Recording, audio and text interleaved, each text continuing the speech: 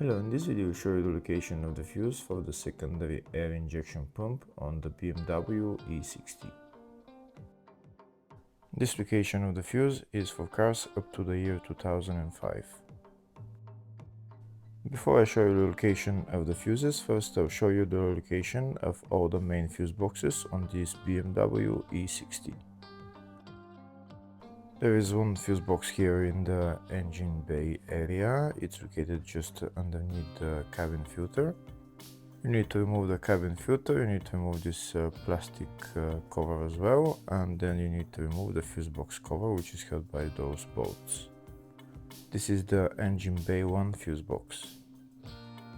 Next I'll show you the location of the fuse box in the fascia. This is the fascia fuse box, just in the glove box. You need to pull down the glove box. There's those two knobs that you need to turn, and that's the glove box fuse box right there. There's another main fuse box for this car, and it's located in the load area.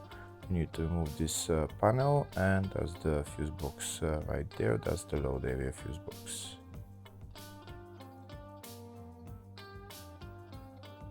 In the description of the video I have links to tools that I recommend for doing jobs like this. Just check out the description of the video.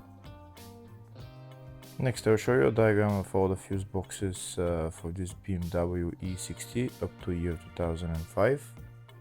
That's the engine bay fuse box that I showed you, the fascia fuse box which is in the glove box, and the load area fuse box which is in the load area, and then load area 2 fuse box which is on the battery. Next we'll show you the location of the fuse for the secondary air injection pump on this BMW E60. The fuse is located in the fascia fuse box, and the fuse is F2 fuse. Hopefully the video was helpful. Please like and comment on the video and subscribe to the channel. Thank you.